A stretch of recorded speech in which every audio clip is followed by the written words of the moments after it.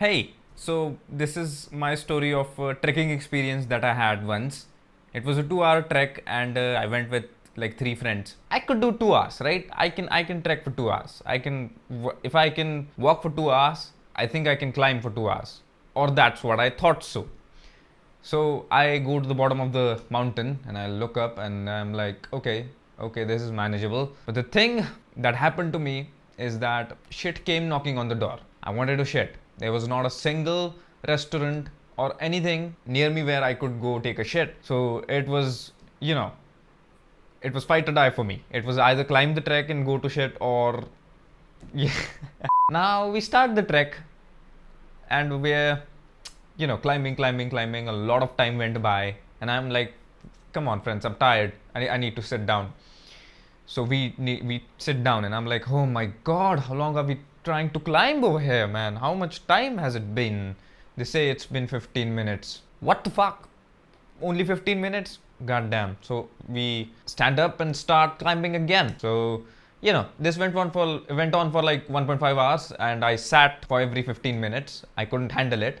If you think that you can trek, and if you're not a regular trekker, you can't trek. All right, you gotta have a particular level of physical fitness to complete the trek, which is not everyone has that. And I'm kind of I do go jogging, and I'm at basic level of fitness training, but it's not a game for everybody. At this point, I should probably mention that the shit was knocking on the door harder and harder. And when you hold your shit for too long, and those timely explosions that happen near your asshole, it feels like someone just hammered from inside of your asshole. That was happening quite frequently when I was climbing. So after 1.5 hours, I asked my friend, man, oh, we've climbed a lot, and I think now we'll reach the top in half hour.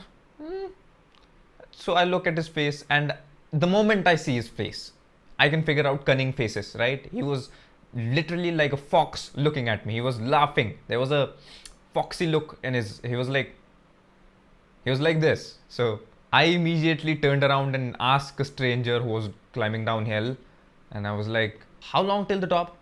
He was like, you just started. Not even half the distance you've covered. So let me tell you, it took us 4.5 hours to get to the top because of my physical fitness. All the three other friends of mine were very physically fit, and they regularly climbed the fort, but I had to sit frequently. We're sitting there, a grandma comes walking from down, just marching, right? She's fine, she's fit. She takes a look at my condition, sweaty condition. I'm tired, I'm exhaling a lot of air. She asks me, is it your second time going up? And I'm like, what do you mean by second time? Oh no, this is my second time. I've gone up, I've come down, and this is my round 2. And I ask, in one day? Yeah, she says, in one day. Motherfucker. So that kind of hurt my ego, and I got a lot of energy and started walking really fast. And after 5 minutes, I was tired again, so I sat again. So I'm like, I need to shit. The nature is not a bad place to shit. Our ancestors were shitting in nature. And I'm an Indian, so I know how to sit in Indian style and, get the shit done. Get the shit done. I get shit done. And so after like 2.5 hours, I'm very tired. The shit is knocking very hard and it's getting unbearable. So at this point, I tell my friend that, I have to shit and we have to hurry up. Anyhow, my friend advises that if you eat a watermelon, the shit will solidate and you will relax your activity in the stomach. So I eat watermelon. The vendors were there. Vendors sell watermelon while the way up. After eating the watermelon, things got really worse, guys. I'm like, something's wrong. And again, I saw that cunning fox face and I was like, fuck, I shouldn't have listened to him. He made me eat watermelon, and if it were to my knowledge that eating watermelon only increases your dysentery, I wouldn't have ate it. But here we are. Ate the watermelon, man. It's the worst experience of my life, and I'm never going trekking without shitting again. So, but there were a lot of beautiful girls on the road, and I didn't want to embarrass myself, so I didn't shit my pants. But the intensity was too hard that I wanted to take a stone and shove it up my asshole so that it acts as a barrier. But I didn't do that, because if I would have, and if I would have lost control, some person would have died because that rock would have launched faster than a bullet from my asshole and hit some grandma doing a second round trip or whatever. But I had something more stronger barrier, which was beautiful girls, and I didn't want to embarrass myself. So the fear of embarrassment in front of beautiful girls kept me going, and I reached the top, and the shit went away. Like, what the fuck? For 4 hours, I wanted to shit so badly, and now when I have full control over if I can shit or not, the shit disappears. I don't know. Maybe it consolidated itself. Why?